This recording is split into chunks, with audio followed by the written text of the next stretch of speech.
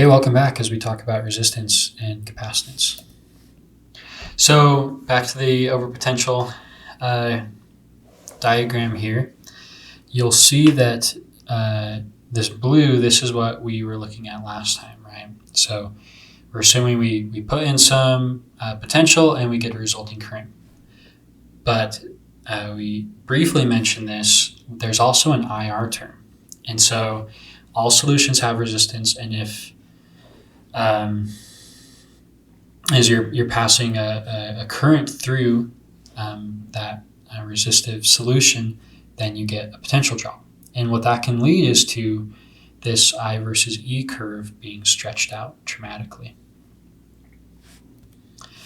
So how do we deal with this? How do we deal with IR drop? Well, there's a few ways you can deal with it in software. Many modern potentiostat softwares have an IR drop compensation that you can add in. But you can also do things with your experimental setup. So here's the equation for resistance. You have your distance between 2 points, your conductance, and then an area term here. And so really reasonable things that you can do to minimize your resistance is to increase the conductance of your solution. You can do this by increasing the amount of analyte that you have in your solution. And then next, you can put your working electrode and your reference electrode very close together. Remember, we're measuring voltage between the working and the reference electrode. And so the rule of thumb here is that you can put your reference electrode up to 2 diameters of your reference electrode away from the working electrode. So, something that is often used in labs to help us get close is a Lugin capillary, where you have your reference electrode and then you have a narrow tube leading to the surface of your working electrode. Next, I want to talk about the electric double layer. So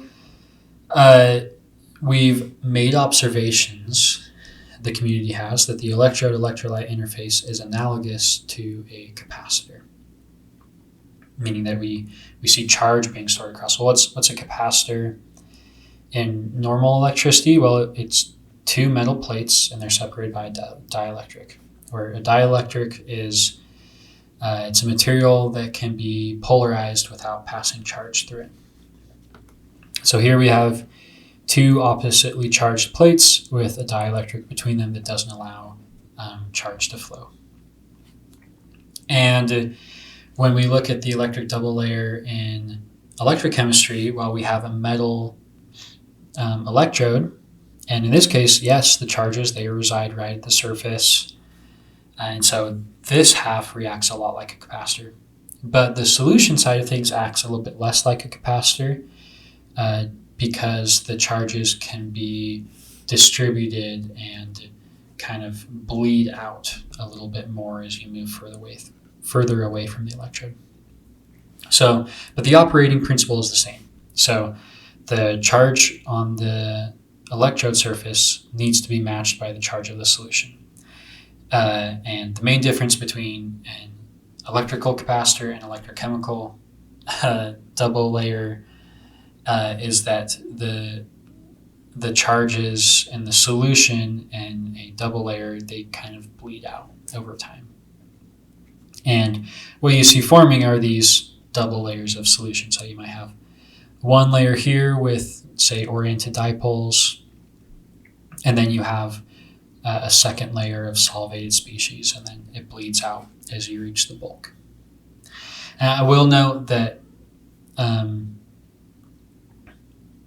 you can measure this capacitance in your electrochemical cells, but you should bear in mind that double layer capacitance is often a function of potential. And so the capacitance that you might measure at one potential will be different than the capacitance you measure at another. How would we go about measuring these? Well, we would use a polarizable electrode. A polarizable electrode is when you can pass a large amount of, or apply a large amount of potential without passing much or any current. Whereas a non-polarizable electrode, that's one where any change in potential leads to a drastic increase in current. And a theoretical concept is the ideal polarizable electrode, the IPE, where no charge transfers across the interface no matter what potential you apply. So on a polarizable electrode, or a region of your electrochemical system in potential terms where you're not having reactions occur, you could take a potential step, observe the decay, and the time constant of that decay could help you calculate your capacitance, this CD, where RS, this is the resistance of your solution. You could also take a current step, and similarly, you could use this equation and some curve fitting to find your capacitance. And you could also see it in a voltage ramp, where as you're ramping your voltage over time with a constant scan rate is what we call this V, or then you can also relate this to the capacitance.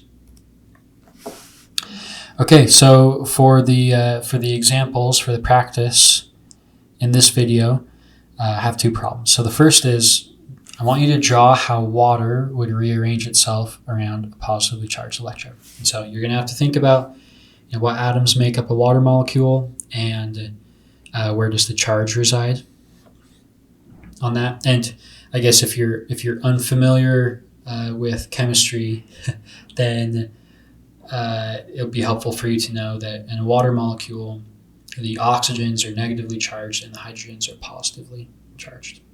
So most of the electron density in a water molecule resides around the oxygen. And then second, how would molten sodium chloride, which of course dissociates once it's molten, how would it rearrange itself around a negatively charged electrode? So go ahead, pause the video, answer those questions, and then in a few seconds, I'll go ahead and give you my answers. Okay, so I will say, bear in mind this is simplified, but in general we would see positive charges, a positively charged electrode, and these oxygens in red would be oriented towards that positive electrode. And then we would see the solvation layers continuing on, getting a little bit more and more disordered as we move away from the electrode surface. But we have positive charges. Here's a negatively charged oxygen. Here's the positively charged hydrogens. And of course, these positively charged hydrogens are then interacting with negatively charged oxygens.